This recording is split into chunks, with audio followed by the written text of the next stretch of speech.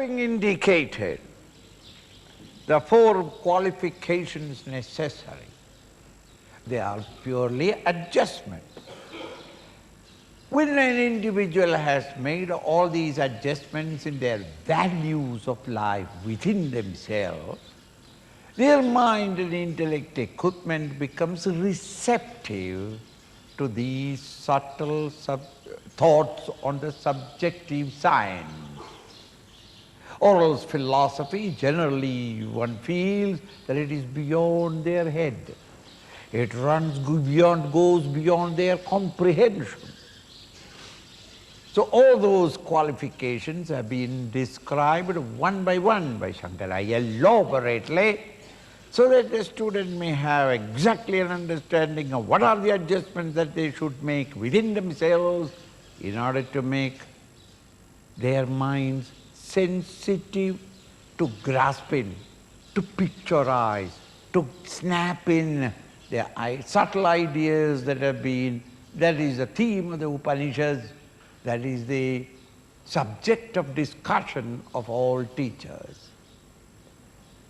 So the last one was Vivek, Shatsambat, Mumukshatva. So the Mumukshatva is a burning aspiration to realize the highest. As I told you, that when you catch fire in your clothes, all that you can think of is only water. Nothing else in the world is of importance. You don't want to take leave of your wife and play with your children. No, when the clothes are on fire. What you want is to save yourself from fire. In the same way, when your entire thoughts or intellect is on fire, to realize the highest. Nothing more is of importance. The world of objects and sense organs and the birds of enchanting objects of the world outside, nothing is of importance except that great reality. That is called mumukshatva. Now the teacher says, Swamiji, everything else I can cultivate, but in mumukshatva, where will I get it? I can Vivek, Vairagya, yes, Shatsambati, I can create slowly, discipline myself, but the mumukshatva, it must come from the Lord, the Guru. It is a blessing. It is from the sky. No, it is from your own heart. How can I cultivate it? What is the method?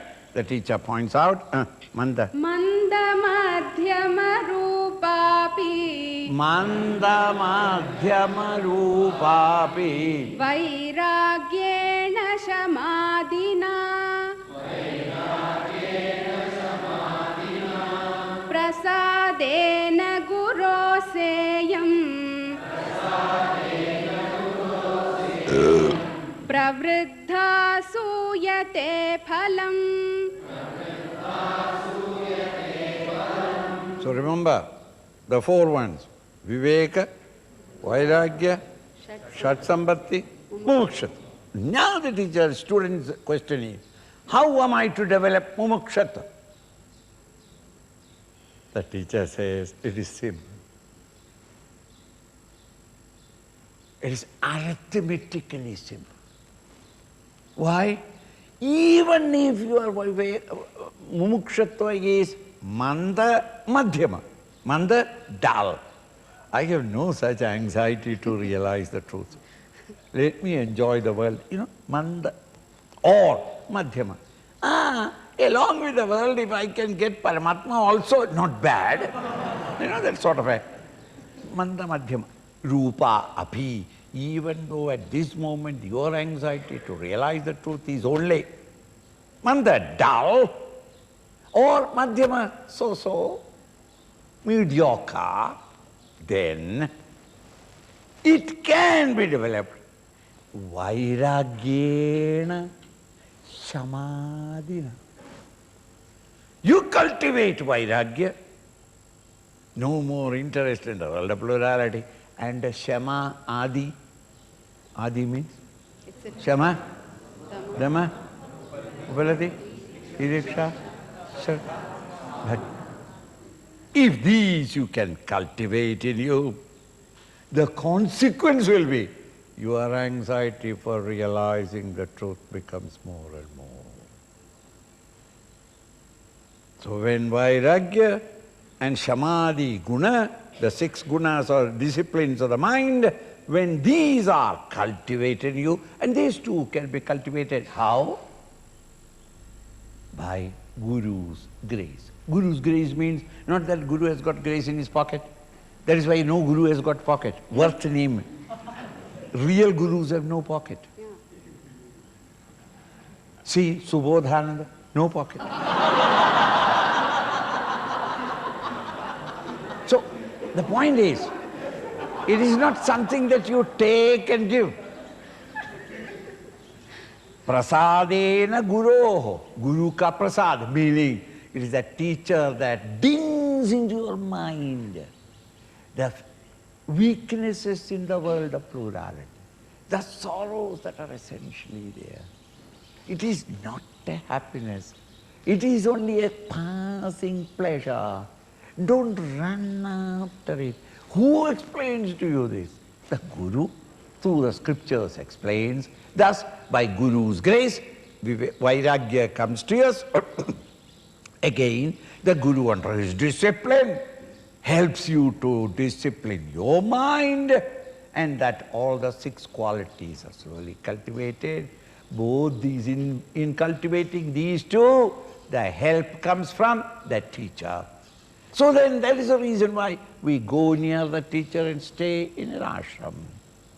Not that in the ashram there is spirituality, in the home there is no spirituality. No. Within the home, these qualities will not develop. Even if you want to cultivate, others will not allow you to cultivate. So then, these 2, by Guru's grace, pravardha suyate bhalam. Then vairagya, mumukshatva will increase, which will drive you, because you have no more interest in anything. You want that and that and that alone. Therefore, it brings forth the result, the salutary result of ultimate realization. Vairagyam cha mumukshutvam Tivram yasya tu vidyate Tasminnevarthavantas yuhu Phalavantah shamadayah.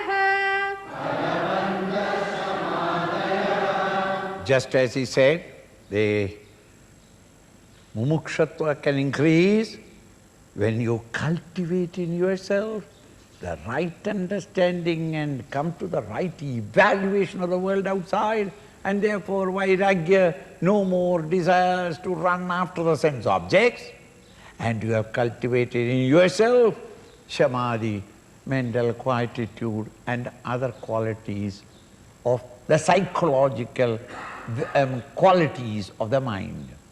When you have cultivated these, mokshata will increase. Now the teacher says, to make you understand all these 3 are not haphazard advice to you, but they are all logically interlocked with each other. Now he says, Vairagyam, desirelessness, detachment, and mokshatvam, tivram yasyatu, he in whom there is vairagya and mumukshatva burning, well developed in your life, in your inner life, in him alone. Vitivram yasyatu vidyate tasminnevarthavandasyuh. In such people alone, arthavandaha, meaningful, bhalavandaha, that can give you the result promised by them. What?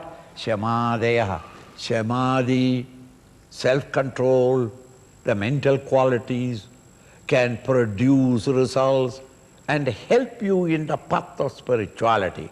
Only when you have got vairagya and mumuksha. When there is vairagya and samadhi, mumukshutva will increase. When you have got vairagya and mumukshutva, then alone your moral values and ethical principles can really produce results in you.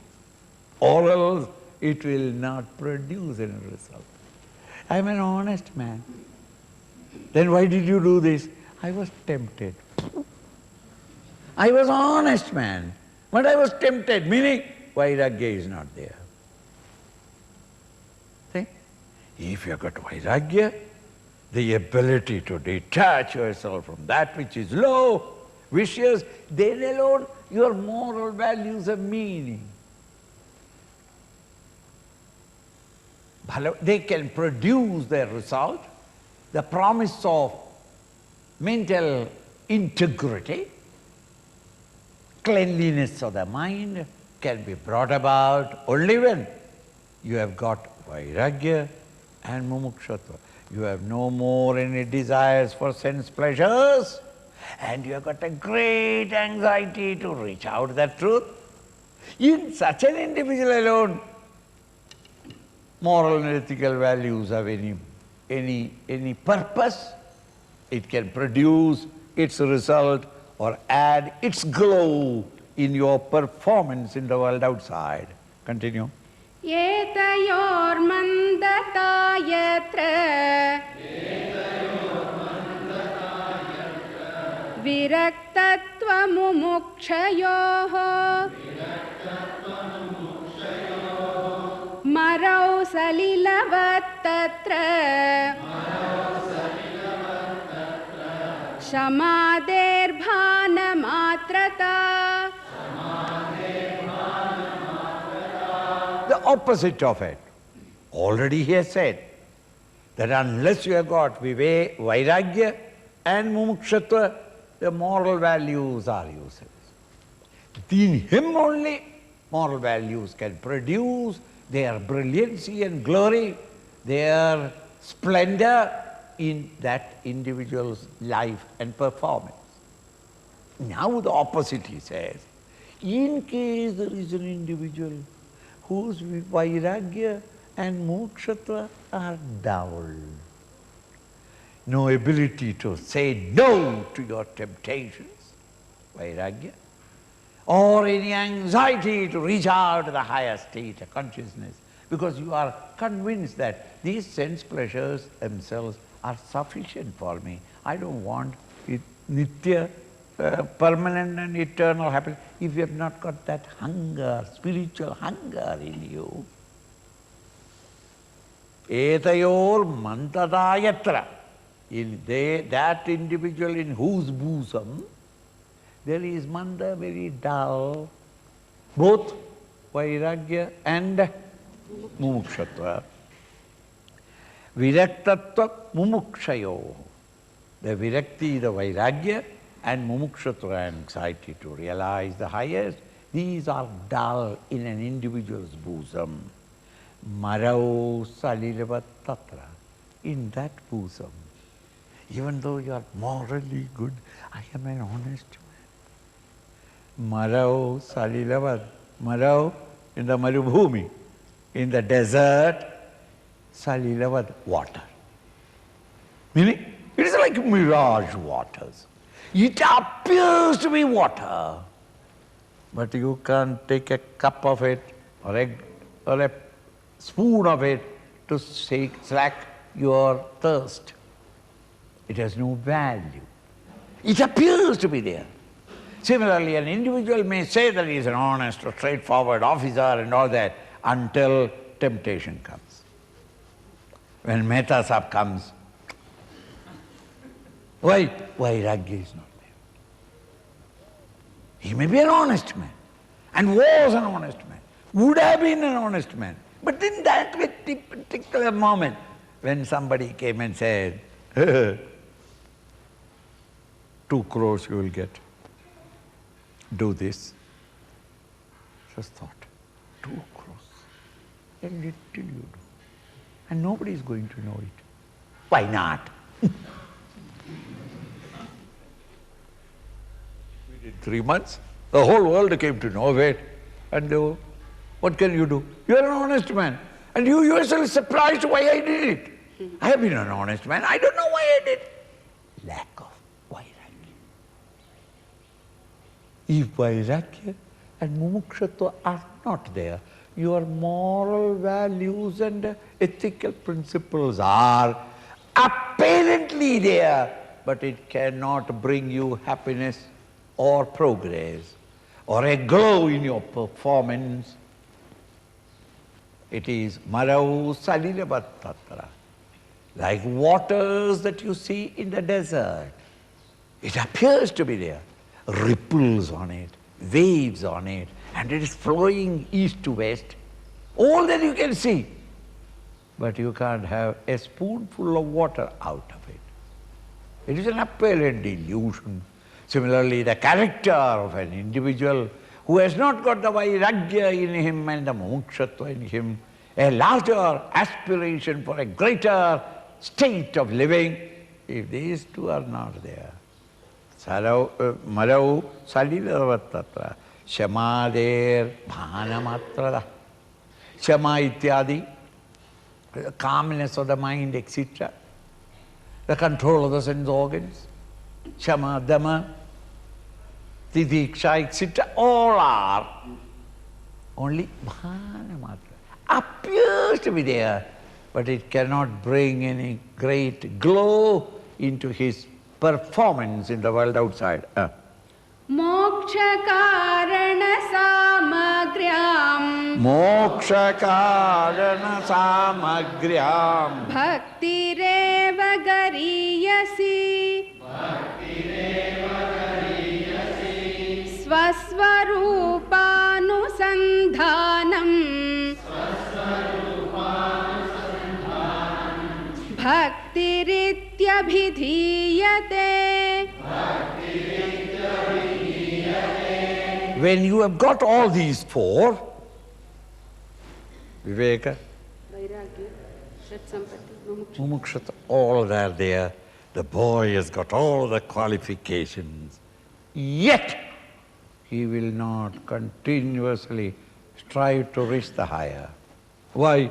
Moksha karana, the cause, the helpful means of moksha, the ultimate realization of the higher, samagryam, of all the accessories, equipments necessary for you to continue your path of pursuit until you awake into that higher state of consciousness. These motive force in you.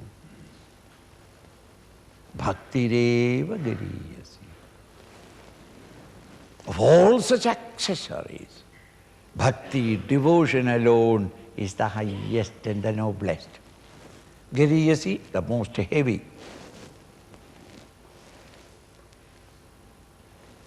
So of all the instruments, preparation, means to realize the truth, these are necessary. But all these are there, but there is no punch behind it. There is no force behind it. Nothing can work. That force is supplied by bhakti. Devotion alone, that is to say, it is not sufficient that you have got all the other qualities of the mind and intellect, and the intellect has got all the knowledge of the scriptures. You know the path beautifully. You know the goal that is to be reached. You have got the road map with you, and you have got a beautifully polished and well-trimmed and well-serviced car. You get into the car, all the equipments are beautiful, car is new, and it is polished, it is on the road, and you know the road because the road map is with you, and you want to reach your destination. But the car will not start from your porch. Why? Petrol is not there. You know? Similarly, even though you have got all these qualities, in order to go forward, that push comes from your deep devotion towards the higher. What people generally try to do is study the scriptures, repeat that. They can quote from one end to the other, become very noisy by the mouth, but in the heart there is no devotion.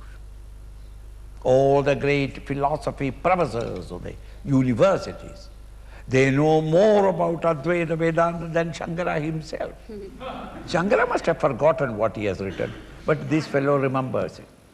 He will argue with Shankara. You yourself have written like that and all that. Shankara says, okay. But he will never evolve even an iota.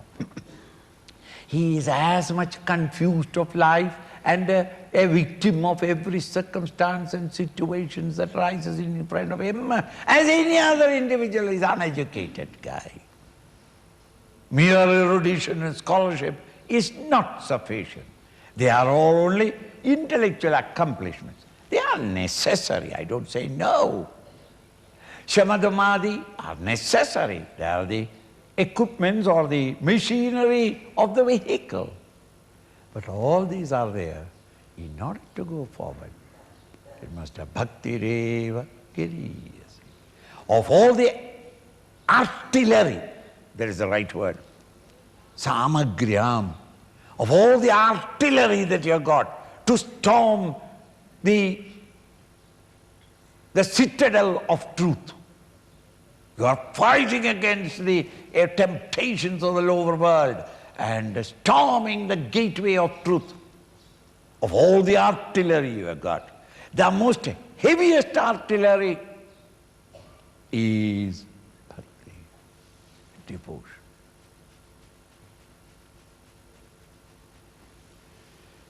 Swaswarupānusandhānam bhaktiritya vidīyate. The moment you say bhakti, you start searching for where is the harmonium, where is the mother. That is not bhakti. Bhakti in you is love. Where there is love, your mind gravitates towards it. Does the mother, whatever she is doing, wherever she be, her mind will be always running to the cradle where the child is. It's security. Why? It loves. A lover continuously remembers the beloved. Why? There is love. Think. Some of you will be constantly remembering of the kitchen. What will be the dinner now? Why? Love for food. Where there is love, there the mind runs. If I am in love with a certain game or sport, my mind will be constantly. A scientist loves the science and therefore his mind is always in the laboratory. If you have got love for this great reality, the mind goes. Now therefore the teacher says, Swaswarupa Anusandhana. Continuously contemplating upon your own swarupa, your own real self, the nature of the self, which at this moment I don't know. But I have heard the descriptions given to us by the great masters of the scriptures where they have gone and experienced it. When I am going from here to Tirupati, I don't know Tirupati, but I have heard a lot about it and the experience that they had in the temple.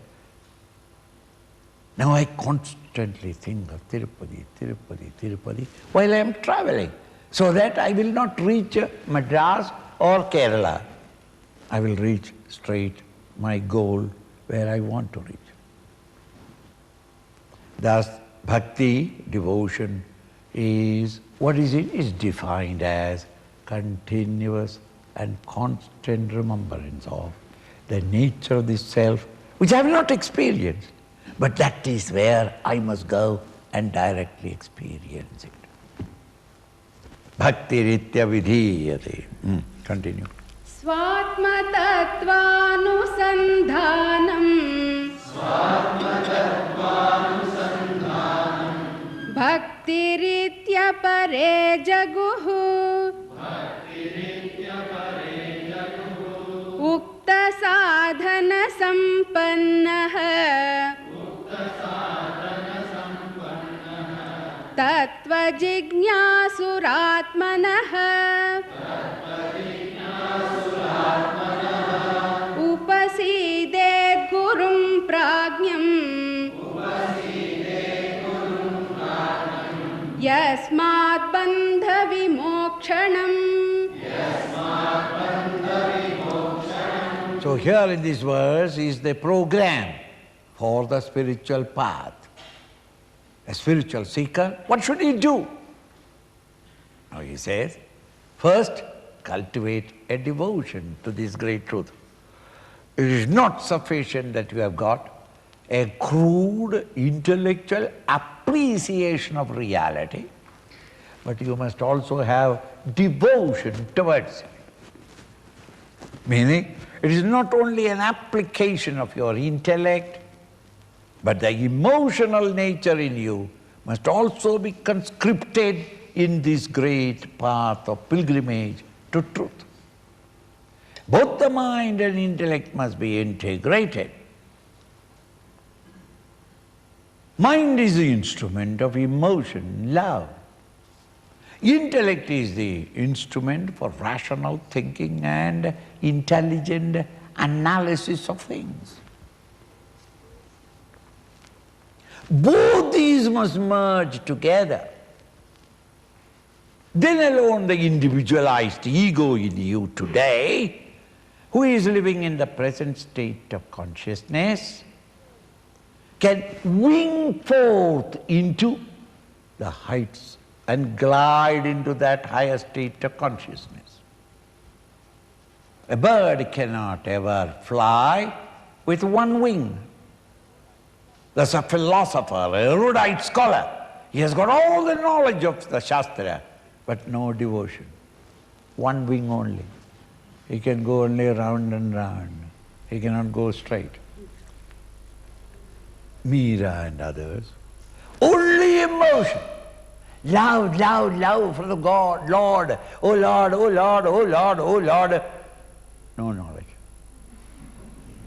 Where is the Lord? What is the Lord? What is am I searching for? Go round and round. A Vedantic student must develop both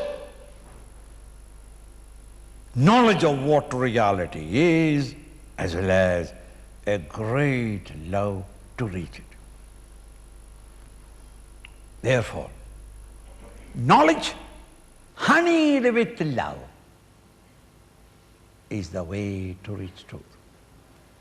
Or you can say, love reinforced with knowledge is the vehicle to come to experience the reality.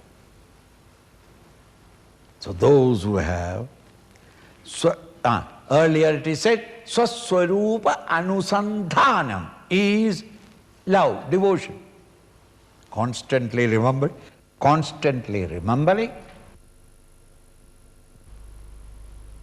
Swaswarupa, your own true nature self, is devotion, is a sign of devotion, is a sign of love for the reality in you. The same idea is defined differently, or not differently. In other words, Swa Atma Tattva Anusandhanam, your own Atman, the self, Anusandhanam, consistently contemplating upon the self which is your own true nature. But at this moment I don't know it. Therefore I am confused and consider myself to be a limited ego. Swaswarupa, Swa Atma, Atma Anusandha, Atma Tattva Anusandhana. The essential reality and nature of the Atman in me. It apare jagu. Some other great acharyas and masters define love in this fashion, one and the same. Some said Swaswarupa, another said Atma. Well, but different words are there in the Upanishads, and therefore Shankara uses both of them. Meaning, devotion is necessary. Ukta sadhana sampanna, one who has cultivated and become rich in all the means of spiritual life. Such an individual. Jijñāsuratmanaha, who has got great jijñāsa, great impatience to realize the truth, who has cultivated viveka and vairagya and satsambhati. All these have cultivated. Such an individual, upasided gurum prajñam. Then such an individual, having developed and cultivated all these qualities, must go to the Guru, upasided, serve him, be with him. Not like you and I just walk in. Hi, Guru. Are you the Guru? Good. I have come here, spirituality. When can I realize the truth? How long do you think that I must do it? Give me one pill, I will swallow it. Prasad, give me prasad. Ha. Nice. And give me nice prasad, please. Yeah. No, that is not such cheap method. You train yourself all these, and having cultivated them, you must go to the teacher. Serve him without selfishness. For your own inner development. And to develop a harmony between yourself and the teacher. Upasided gurum prajñam. And a guru also try to select the right guru. When the guru himself is not a prajna, is not got the knowledge of the higher, neither book knowledge nor experience. He will think that, chokra aa gaya, acha dekho, the pickaxe wahan hai, to ye jala do. Let us start a vegetable garden here. No. Your time is wasted. Gurum prajñam. Yasmad, by which? Bandha vimokshanam. You can get yourself released from the bondages, that are shackles that you have built up on yourself in your identification with the body, mind and intellect, and in your attachment to the world of objects, emotions and thoughts, and realize the pure self that you are. Shrotriyo. Shrotriyo vrajino kama. Hato yo brahma vittamaha. Brahmanyuparata shantaha. Nirindhana ivanalaha. Ahetukadaya sindhuhu. Bandhuranamatam satam. This is a constitution, spiritual constitution. In a constitution of a country, the teachers must, the constitution makers must provide clear instructions of the rights and duties of the people, the subject, as well as rights and duties of the government, the administrators, the rulers, and also the duties and rights of the ruled, the people, the subject. Because it is a textbook that prescribes all the duties and rights of everyone, the rulers and the ruled, the government and the people. Here is a constitution of the spiritual world. Till now he described what all things the student must prepare himself and reach the teacher. What are the qualities of a teacher? The student has got every right to check up the teacher. And he finds he's below par, leave him alone. With a namaskar. Namaste, Swamiji. You have wasted your life, but I don't want to waste with you. I am going. What are the qualities of a teacher? Because by looking at his length and width, you cannot say whether he's a guru. Unfortunate that gurus don't develop horns. Then you can go with a little scale with you. As soon as you meet the guru, measure it. Oh, it is only 7 inches. I have seen 8 inches variety. You can go. He develops no horns nor tail. Now how am I to know what the qualities are? Here the prescription.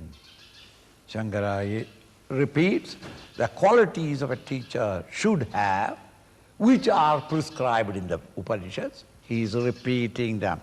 Shrotriya.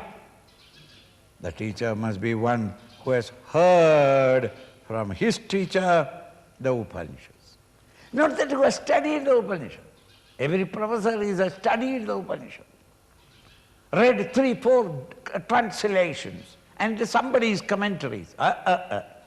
You must sit at the feet of the teacher and directly listen the words that emerges out from his live mouth. Then only the Upanishadic ideas become alive. In the books it is a flat, dead words that will not rise up and teach you, educate you. It must be Shrotriya, one who had heard the Upanishads from the mouth of a living teacher at that time. Avrajina, who has no ulcers. Ulcers, not stomach ulcer. One who has no ulcers in his mind. A teacher who has got raga dvesha, likes and dislikes, or lust and greed, or passions. These are all immoral ulcers in his mind, which is pouring out pus and blood at all times. Such a vrajina, one who has got wounds and ulcers in his inner personality, he is not a guru. Avrajina, one who has no such bleeding wounds, weaknesses of the mind. Akamahataha. You and I, we are all kamahataha. Hata, killed, destroyed. By what? Kama, desires. We have got every moment 1,000 desires arise in mind. And to fulfill those desires, we have to run to the world of objects. Therefore our mind is constantly turned towards it. To possess, to bring or get at things, to embrace, to indulge, to enjoy the objects of the world outside. Kama hataha. Our individuality is crushed with our own desires. He is akama hataha. He has no such desires to possess the world outside and discover a fulfillment from the world outside. Akamahata, Brahmavittamaha. Brahmavitta, vitta in Sanskrit when you mean those who have got the knowledge of. Brahmavit, one who has the knowledge of Brahman. Atmavit, one who has got the knowledge of Atman. Swarnavit, goldsmith. Ayavit, ironsmith. So vit means smith. So medical with, those who know medicine, astrology with, one who has got the knowledge of astrology. So then with means those who have got the knowledge of. Brahmavit, one who has got the knowledge of Brahman. Now, those who have studied the scriptures, all of them have got knowledge of Brahman. They can give you discourses for hours together. The enlivening presence in your bosom that enlivens all your activities, physical, mental, intellectual. That touch of life in you is Atman. Ho gaya? That won't do. Brahmavit Uttama is not only Brahmavit, but he must be the best. The best means not only he knows the theoretical knowledge of the textbooks of Brahman, but who has got the direct experience. Brahmavid Uttama. These are the qualities necessary for a guru. He must be Shrotriya, who studied the scriptures from his guru. Avrajana, he has no moral weaknesses in his mind. Akamahata, he is not one who is being mercilessly persecuted in himself by the rising of or the flood of desires in his mind. Brahmavit, one who knows Brahman. Uttamaha, the best, meaning who has got the direct knowledge of the Brahman. Brahmanya uparata shantaha. And he must be very Shanta Purusha. Shanta Purusha is not that because he will never quarrel with the disciples, he will not howl at the disciples and break his neck if necessary. That is not, the Guru means, Shanta. You can do whatever you like. Shanta. Such a danger, that's a Guru is a danger, because we have the false values in life, and unless he is strict about it and ready to jump on you, you will never give up the little one. So your Shanta should not create more weaknesses in the student. Students have come to liberate themselves, and your unnecessary, compassion or misunderstood quietude should not create harm to the student's personality. So Shanta, he is the one who is peaceful. Why peaceful? Uparata.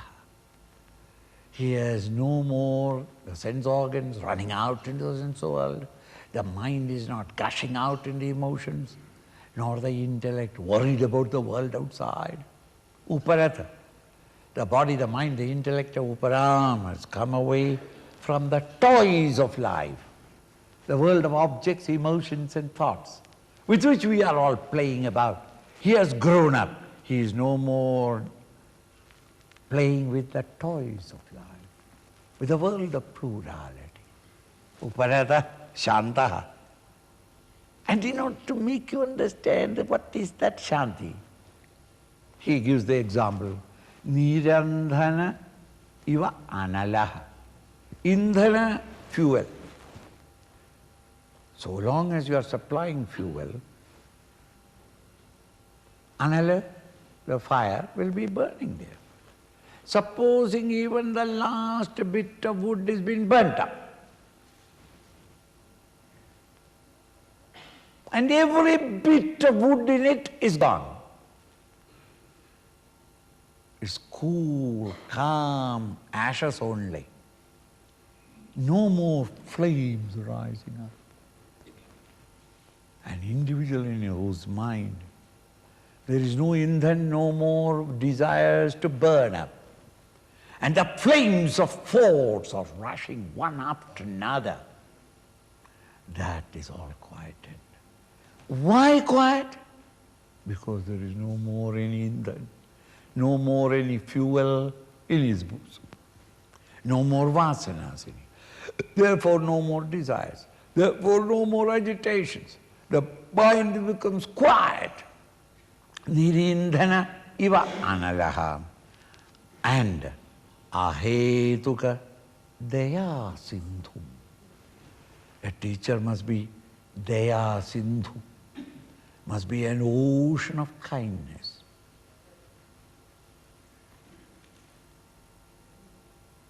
Why do we become kind?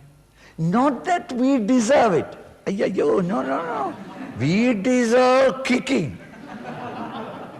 But ahetuka, with no reason why, unreasonably, he is an ocean of kindness. He understands that you as an individual is at this moment so much tucked up with the world of OAT, you and I will make 1,000,000 mistakes while living a spiritual life. You and I cannot immediately live that pure life. And the teacher, at every mistake he jumps on you, you lose your self-interest, self-respect, and say that, ye to Durvasa Guru hai. I will go to a Ramakrishna-like Guru, a peaceful Guru, who destroyed all the disciples because he did not guide them properly. See? He must be Daya Sindhu. He must have an understanding of the weaknesses that are natural and inherent in the student, and be sympathetic with him. Explain to him 1,000,000 at the time that you made a mistake, and it is because of this that you made the mistake. Cultivate your Viveka and your Vairagya and Mumukshatva. Then only you can live an honest life of the 6 values. Again and again explain. And if the fellow is not changing at all, shoot him out of the ashram, not out of this world. That is against non-violence. Shoot him out of the ashram, saying that, Chale oh bhaiya, go home, marry, breed a few children, let her kick you for some time, then come back. I will. Now I am tired of kicking you, let her do the rest of the work. That's sort of it. You go to the world and get yourself burnt up a little there, and screaming, you come back. I will take you, don't worry. Thus, Daya Sindhum and Bandhu Anamatam Satam. And he is a Bandhu in the closest relationship in the world. He is your relationship. He is a relation, blood relation, to those Anamatam Satam, noble people who are surrendering themselves to the teacher. Prostrating to the teacher means surrendering to the teacher. To such noble-hearted students, he is a Bandhu. He is the most intimate relation, as though a blood relation. He will help you at all times. These are the qualities that a teacher must have. Such a teacher, choose such a teacher and serve him and help him, and help yourself in realizing the highest. Tamaradhya gurum bhaktya Tamaradhya gurum bhaktya prahva prashraya sevanaihi prasannam tam anuprapya pruchhe jnatavyam atmanah. After reaching the feet of the teacher, a prepared student who has got all the qualifications necessary, so a perfect student meets a perfect teacher. In order to create a harmony between the two, the student goes on serving the master. So that his love for him, his appreciation and respect for him, his reverence for the teacher increases by consistent seva. The student's mind and the teacher's mind becomes harmonized. Before the teacher feels something and tries to tell the student has already understood. A peculiar communication between the teacher and the taught is cultivated when the teacher and the taught are merged each other in reverence.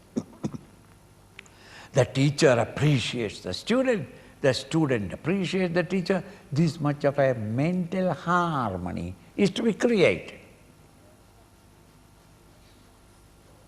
Then what? With great devotion, having worshipped and adored the teacher. Worship and adore teacher doesn't mean that you come every day morning with a lota of fridge water. Pour it on the teacher and some flowers and some chandan all over. Aradhana of a teacher is serving him, trying to live the life that he indicated. Tamaradhya bhaktya prahva prashraya sevalayi. By seva, by worshipful service of the Master, maybe washing his clothes, cleaning the ashram clean, not leaving your rooms as it is now. Why? Trilokinath will clean it. What does it matter? Cleaning your place, keeping your bed and the bedding clean. So that even when you are not there, if you open the door, nobody will run away feeling that maybe it is a buffalo living there. You know, you will understand that it's a spiritual seeker. Books are in the right place. Things are covered. It's a sensible, intelligent individual living and not a barbarous, brutal living.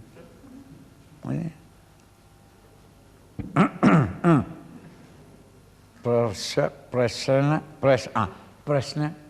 and then ask him the questions, whatever doubts that you have got, which are not clear to you. Try to clarify those ideas by asking him.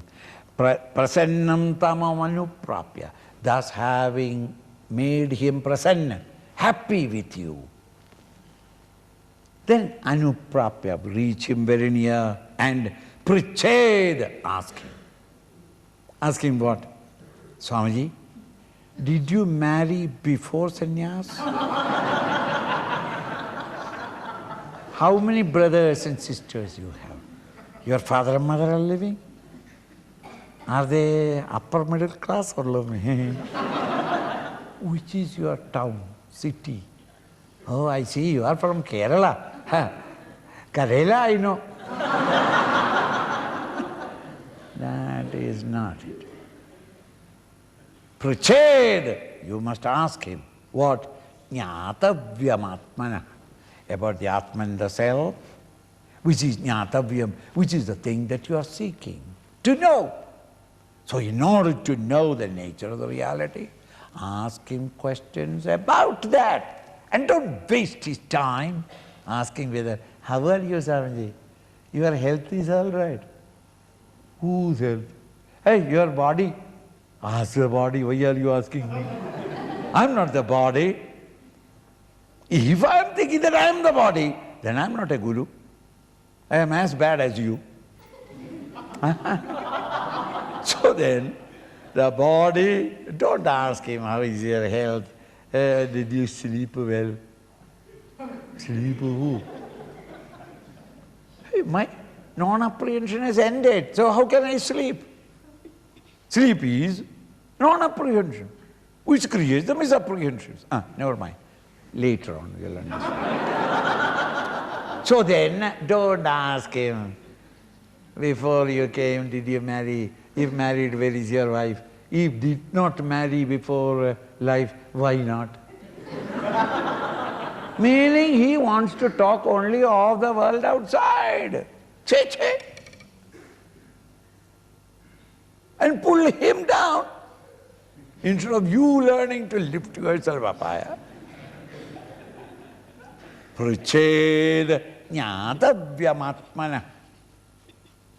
But some gurus have got that prarabdha. So everybody says, Swamiji, private interview I want. Why?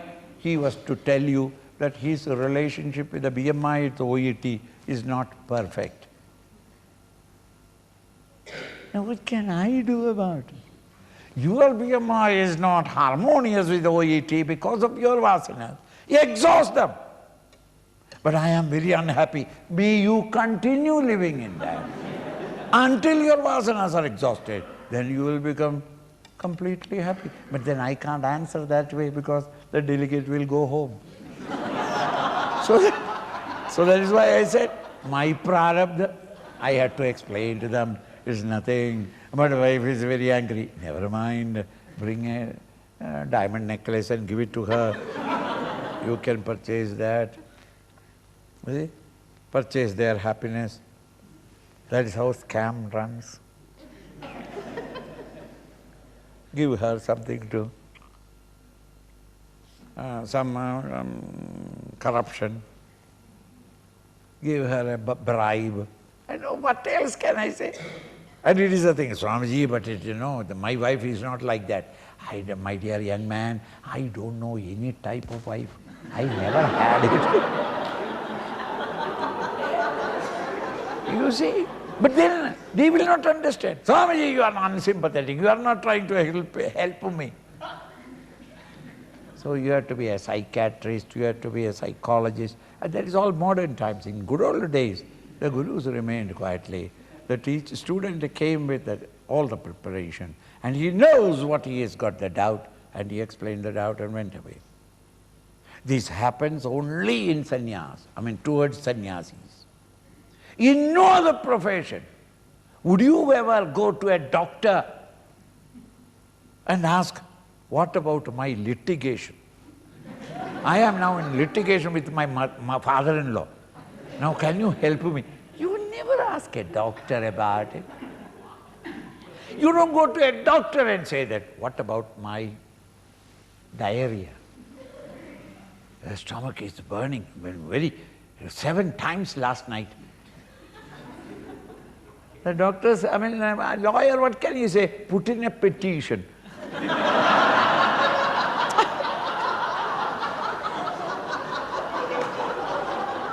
On stamped paper, put in a petition. What else can you say? No, you don't give that much of respect to a guru. You go there and misuse him, abuse him. Cranky fellows. And the guru is supposed to play with him. It's not necessary. You don't go and waste the time of other professionals. Similarly, you go and freely disturb the Swami or the Mahatma and then say, hey, I want to interview. Yes, come on. What is your problem? My problem is my wife, my child, That is not his job. So ask him what jnatavyam, that which you must know, for which you have taken this study, atmana, of the self, the nature of the self. Make use of him.